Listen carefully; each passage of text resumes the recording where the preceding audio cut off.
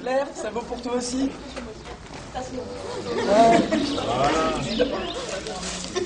Est-ce que, justement, quel âge lumière? Est-ce que tout le monde est présent? Est-ce qu'il manque personne? Ce jeudi 8 avril avait lieu le premier conseil d'administration à la présidence de l'université.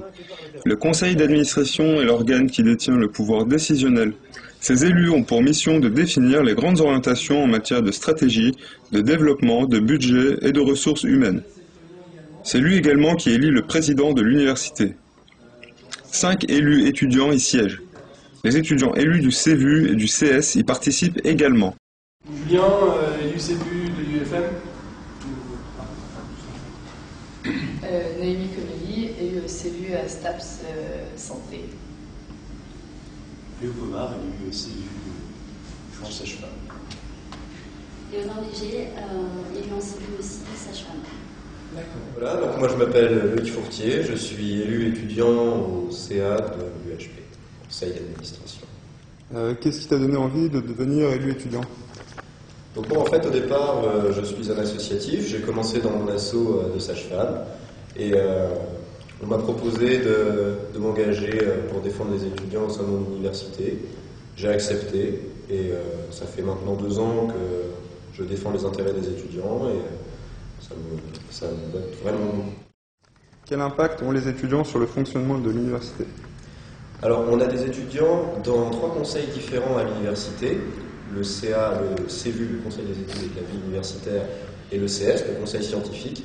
Et dans chacun de ces conseils, on a des étudiants qui sont élus et qui peuvent vraiment faire pencher la balance sur des décisions aussi diverses et importantes que le budget, que les formations. Moi, je suis Léonore Léger, étudiante en 4e année de sage-femme à l'UHP. Et puis j'ai été élue au CVU récemment aux dernières élections de mars. Donc moi c'est Julien, je suis en 2e année d'IEFM, professeur de PS stagiaire, élu sur la liste CVU Interassos. Quel projet te tient le plus à cœur dans ton rôle? Étant étudiante sage-femme, les projets qui me tiennent le plus à cœur, c'est quand même l'intégration universitaire de la filière, parce que bon, c'est très suivi au national.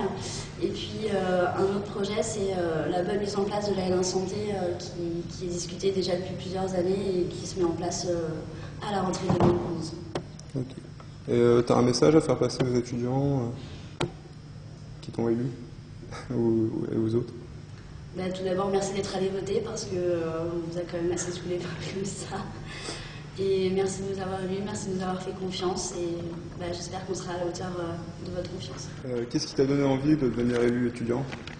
Alors ce qui m'a donné envie, ça a été un réveil un peu tardif parce que moi j'arrive à la fin de mon cursus.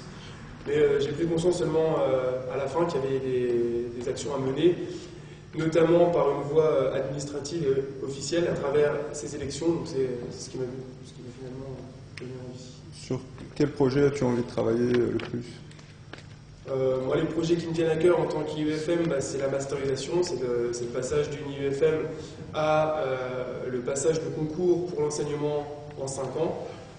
Aujourd'hui, en plein état généraux de la violence à l'école, on parle beaucoup de l'accompagnement et de la mise en place de formation dès la licence. Et ce genre de projet me tient à cœur puisque moi, c'est des situations que je rencontre au quotidien et j'aimerais que les futurs étudiants, pour ceux qui viendront après moi, soient mieux armés et mieux formés pour faire face aux problèmes qui peuvent arriver en début de carrière.